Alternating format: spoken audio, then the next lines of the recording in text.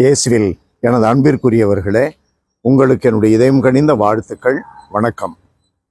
அன்பானவர்களே, ஆண்டவர் இயேசு நமக்கு சிந்தனைக்கென்று கொடுத்துள்ள பகுதி மார்க் நற்செய்தி 9வது அதிகாரம் 38 40 முடிய. போதகரே, ஒருவர் உமது பெயரால் பேய்கள் ஓட்டுவதை கண்டு நாங்கள் அவரை தடுக்க பார்த்தோம், ஏனெனில் அவர் நம்மை சாராதவர் என்றார். அதற்கு இயேசு கூறியது, தடுக்க வேண்டாம், ஏனெனில் என் பெயரால் வல்ல செயல் புரிபவர் அவ்வளவு எளிதாக என்னை குறித்து இகழ்ந்து பேச மாட்டார், ஏனெனில் நமக்கு எதிராக இராதவர் நம் சார்பாக இருக்கிறார். அன்பானவர்களே, ஆண்டவர் இயேசுவினுடைய இந்த வார்த்தைகள் நமக்கு சொல்லிக் கொடுக்கின்ற ஒரு அருமையான பாடம்.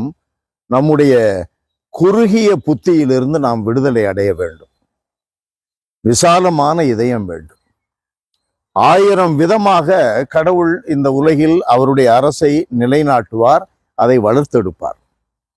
பல்வேறு விதங்களில் மக்களை தன்னை நோக்கி வழிநடத்துவார். ஆகவே அவரவர்களுக்கு உரிய விதங்களில் கடவுள் அவர்களை குறித்து அக்கறையாயிருக்கிறார். அவரை பற்றி கொள்ள தேவையான ஞானத்தை கொடுக்கிறார். நம்முடைய ஒரே வழியில் அவர்கள் எல்லாரும் புகுந்து சாலையிலே பயணம் செய்ய வேண்டும் என்று எதிர்பார்க்க கூடாது.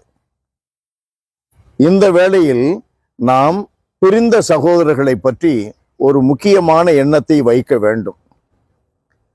பிரிந்த சகோதரர்களை நாம் வெறுக்கக்கூடாது, அவர்களை நாம் தடுக்க கூடாது.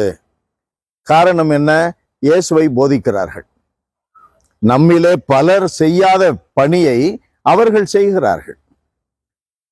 இயேசுவை நாம் அறிவிக்கிறோம், இயேசுவை நாம் அறிக்கையிடுகிறோம், இயேசுவின் வழிகளிலே நடக்க முயலுகிறோம். அந்த வழிகளில் அவர்களும் செல்லுகிறார்களே. ஒருவேளை பிரிந்த சகோதரர்கள் இன்றைக்கு இல்லை என்று வைத்துக் கொள்வோம். நம்முடைய கத்தோலிக்க திரு அவை உலகிலே பெரியது. ஆதி திரு அவை, அவைகளெல்லாம் வரலாற்று பூர்வமாக அனுபவபூர்வமாக உண்மை. நம்மிலே இருக்கிற பல கோட்பாடுகளை அவர்கள் பின்பற்றுவதில்லை.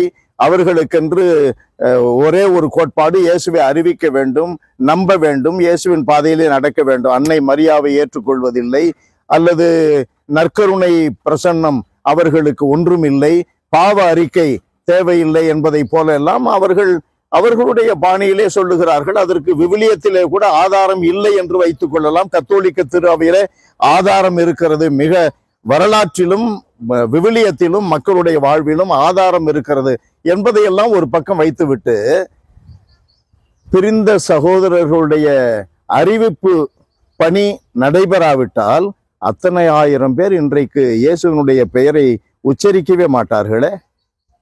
ஆகையினால் நமக்கு விசால இதயம் வேண்டும். இயேசுவின் பாதையில் இருக்கிறார்களா, இயேசுவை அறிவிக்கிறார்களா, ஏற்றுக்கொள்ளுவோம்.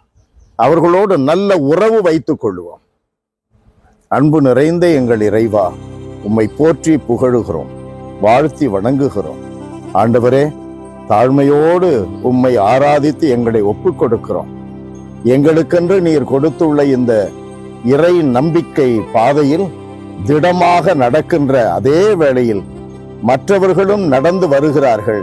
அடுத்த பாதையிலே இதே இலக்கை நோக்கி நடந்து வருகிறார்கள் என்றால் அவர்களை பயணத்தில் தடை செய்யாமல் இருக்க, அவர்களுக்கு எதிராக அவர்கள் உள்ளம் உடையும்படி பேசாது இருக்க எங்களுக்கு விசால இதயத்தை தாரும். இயேசுவின் நாமத்தில் ஜெபிக்கிறோம் பிதாவே. ஆமென், ஆமென்.